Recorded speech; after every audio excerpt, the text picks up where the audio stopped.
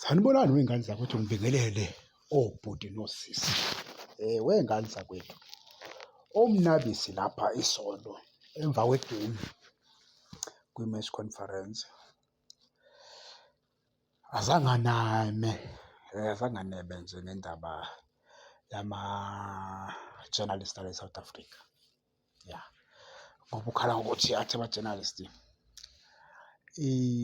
ama-team angaphezulu kwakhe angcono kunaye. Ya, of which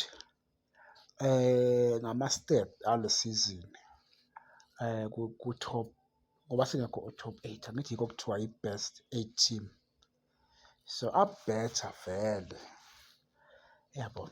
So angikho kodwa lapho, uNabi lapha uthi ukube yena bamvumele wasayina i-striker esifunwa kuye, noma kube ebene-striker esisemgangathweni ophezulu, ngabe uqede ku-number 3. Engivumelana naye mina uNabi is not a bad coach. uNabi i-management emenzele phansi. Ngicabanga ukuthi i-management imenzele phansi ngani na? uNabi bekuJanuwari la bekuyi-transfer window khona, bemele bemsayinele labadlali laba abadingayo ngoba ngeke sizolanda uMorris ngeke iSuperSport ichithe umdlali, yabo. Ngeke ichithe umdlali iSuperSport ofana noMorris bese si-expect ukuthi thina uzosenzela kangcono, yabo. So nje thina sifeyilo i-management yayo i-Chiefs le season le.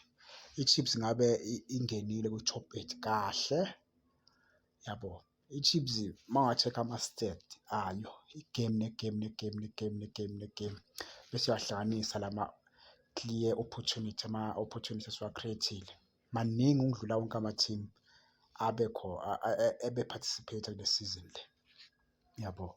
Kulandele i-Sundowns, kuba i-Chiefs, kube i-Sundowns, kuba i-Pirates, yabo. Abantu aba-create ama-chance amaningi, ama-clear chances, yabo. Okukhomba ukuthi thina siphuka kwi-finishing kuphela, yabo. Siphuka kwi-finishing.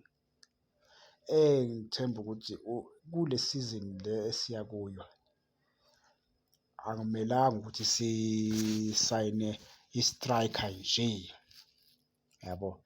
Kumele sisayine i-striker esisemgangathweni ophezulu, yabo, ophezulu. Yena uMayela lo, kodwa engingaboni ukuthi i-management ingagcina imsayina ngoba uzodura phela. Maybe-ke i-Pyramid mayingawina i-CAF, cha, ingamdedela ngemali encane, kodwa mayihlulekile, hhayi, ngeke imdedele ngemali encane, kodwa nje mayingawina i-CAF i-Pyramid izomdedela ngemali encane uNakhosi. Lapho ngo-7 million singamthola noma ngo-10 singamthola, yabo.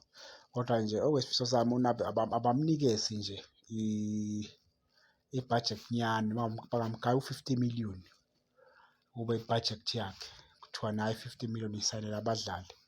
Mhlampe engabasayina abadlali abafunwa nguye ngendlela e-right futhi, ngoba labadlali labo du Preez bageja ama-clear opportunity, oMorris izogeja ama-clear opportunity.